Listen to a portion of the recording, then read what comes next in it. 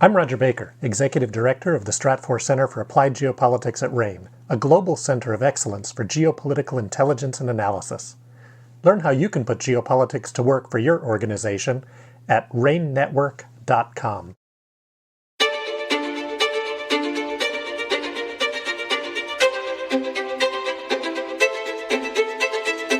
Hello and welcome to this episode of RANE's Essential Geopolitics podcast.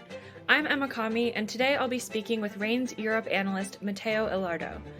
Over the past year, the European Union and some of its member states have taken bold steps to recalibrate their strategies in dealing with China. In June, Brussels unveiled its first ever economic security strategy, which, while never mentioning China explicitly, it is heavily implied as the main target. Germany followed in July with its first ever China strategy, which explicitly focuses on cutting dependency on the Chinese market and restricting sensitive technology transfers to Beijing. In October, the EU launched an anti-subsidy investigation into Chinese electric vehicles, and Italy will soon announce its formal exit from China's Belt and Road Initiative. We'll explore how these moves from protectionist measures to economic security adjustments are shaping Europe's relations with Beijing. Hi, Matteo, and welcome to the podcast. Hey, Emma. Nice to be back. Nice to have you. Can you explain why Europe is trying to de-risk its relationship with China in the first place? All right, well, let's try. So the shift in the approach to China, which is basically the shift from a policy organized almost entirely around economic engagement to one that focuses more on security and tries to diversify relations away from just relying on China, is primarily motivated by a series of strategic and security consideration, but also by a trade and economic relationship between Europe and China that is increasingly imbalanced, so to say, at least in the European perspective.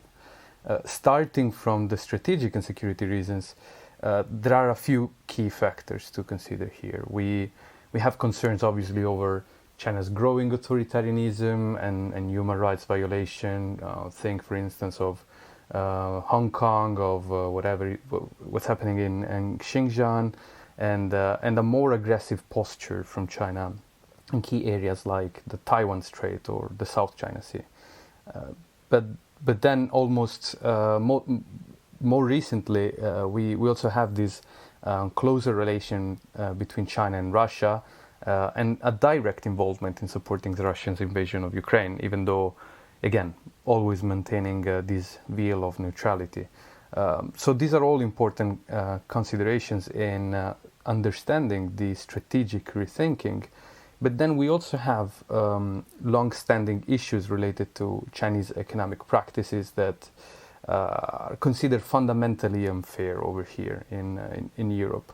And we're talking about China's use of economic policy to exert geopolitical influence, including on European states, see Lithuania, see probably very soon Estonia as well, but also this lack of market openness to European companies. Europe always complains about this so-called lack of reciprocity in relations with China, which has become something of a buzzword in EUChina investment relations. And then obviously all the concerns with property theft, economic espionage, cyber espionage, etc., that China is often behind when it comes to cyber risk in the West.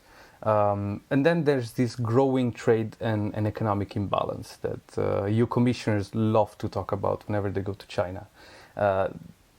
EU countries have benefited from China's economic rise over the past 2 decades greatly. Think, for instance, of Germany, which became absolutely reliant on exports and investments to China, especially in the aftermath of the 2008 global financial crisis, as a driver of economic growth.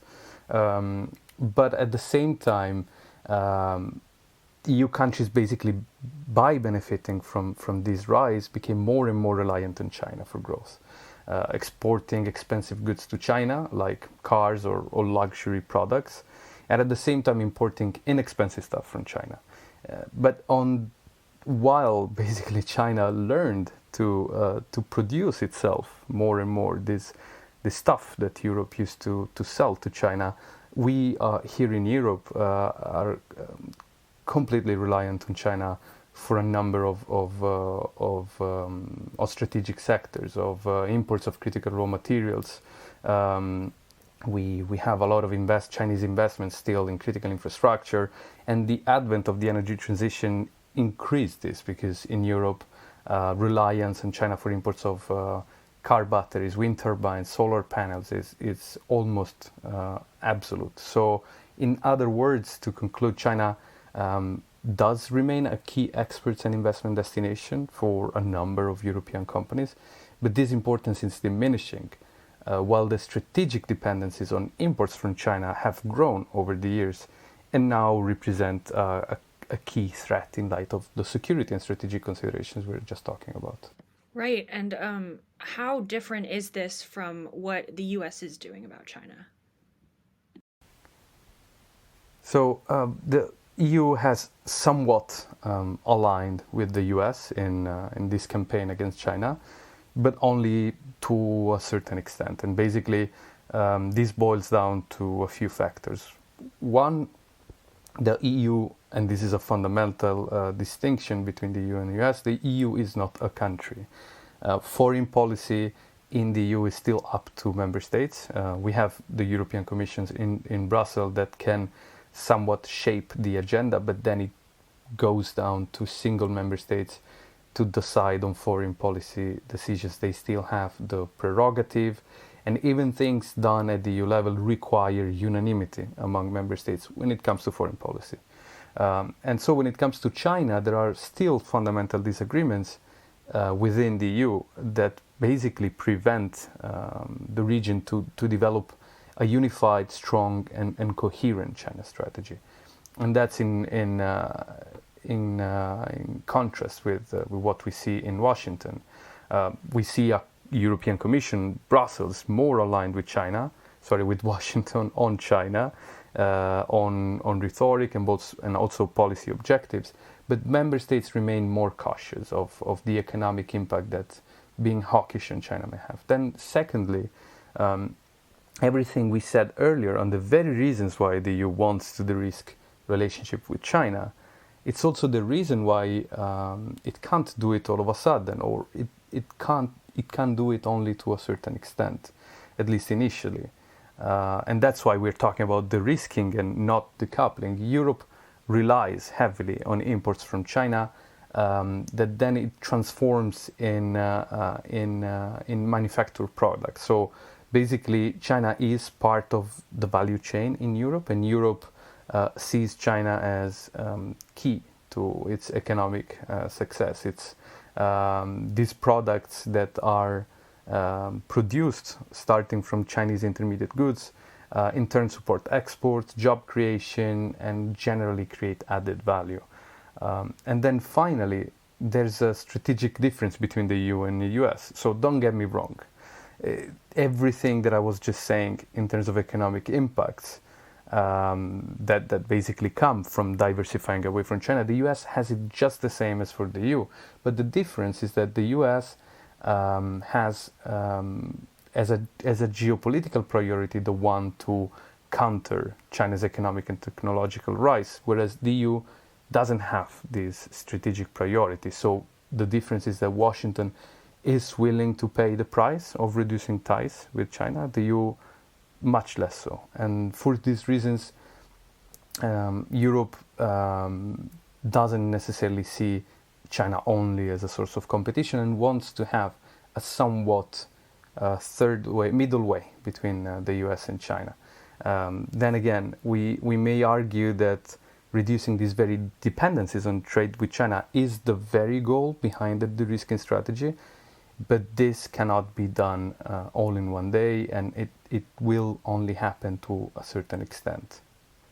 Given the strategic differences between the EU and the US, when it comes to China, can you give us a bit of a forecast for what comes next for EU-China relations and how that might differ from what the US is going to do down the line? And also, if you could explain what the main implications specific for businesses, as a lot of our audience is in the professional space, just kind of provide like a brief kind of overview. Yeah, well, there would be so much to say, but we'll keep it to the basics here. Moving forward, we should expect basically the same principles that have so far informed this formulation of the risking strategy in Europe to continue guiding its this repositioning vis-a-vis China in the future over the coming years. We are already witnessing this here in Europe at present. We already see this growing trend of rising protectionism, rising interventionism, and this will also affect relations with China. For instance, we'll see more use of instruments like anti-dumping or anti-subsidy investigations against Chinese companies over the years, and this will lead to a higher import duties, for instance, for a number of Chinese imports, particularly in products where the EU sees a direct competition coming from China, such as electric vehicles, wind turbines, potentially steel, etc. Then when it comes to proper direct restrictions, and here it's the main difference actually that I forgot to mention earlier between the EU and the US, is that the EU so far has taken inward-looking protectionist measures, trade defensive measures to basically reduce Chinese influence and presence in its critical infrastructure and to increase its own competitiveness vis-a-vis China, but it didn't really take actions yet, at least, to stem the technological and economic rise of Beijing, which is what the US is more explicitly trying to do with things like outbound investment restrictions, export restrictions for technology transfers, etc. So in this sense, the EU will take some actions on economic security grounds, but will only align with US restrictions only to a certain extent. These export restrictions, outbound investment screening measures, these will mostly remain limited to those dual-use technologies that basically can have both a civilian and a military use. So in this, we'll see the main difference between the EU and the US. But by contrast, the EU and the US the approach of both will converge more in inbound investment screening. So basically, we'll see more attempts from Europe to block Chinese mergers and acquisitions when considered to represent a strategic risk. And still, even these restrictions mostly will be limited to a few key sectors, basically those where Europe can more easily exclude Chinese investors by attracting, for instance, investors from other countries like Taiwan and the US. One example is the semiconductor industry. Instead, we should not expect the EU to restrict Chinese investments, for instance, in electric vehicle or battery manufacturing or any other high-growth job-creating sector, especially if European companies will see these investments as giving them a hedge against US competitors. And this is because the EU approach will remain this balancing act between strategic and economic considerations. So just to conclude, what does this all mean in practice? How will this all translate in terms of business, economic and trade implications? We'll have these rising but limited restrictions from Europe and a limited and targeted retaliation from China. So basically, what this means is that we will end up in a situation where we don't have an economic decoupling or any massive drop in bilateral trade and investment relations, but everything will cost a bit more, as Europe basically relies less on Chinese supply chains and less on Chinese investment, and it starts to transfer more of the supply chains, more of these investments into strategically aligned, so to say, let's call them strategically aligned countries, which basically will not be as cost competitive as China, at least not right away. Right. Well, thank you so much, Matteo, for coming on the podcast and for that analysis. And I know you did further analysis on this topic in one of our RANE key forecast questions. For the audience, our key forecast questions are one of our scenario planning capabilities that allow for our clients to evaluate risks across multiple scenarios and minimize the impact of uncertainty in the future of their operations. If you want to learn more about our analyses on the future of this topic or any others that we've covered, you can check out all of our key forecast questions by subscribing to one of RANE's intelligence products, which you can sign up and learn more about on our website, ranenetwork.com, which is RANE network.com. Thanks again, Matteo. I'm Emma Kami, and thank you for listening.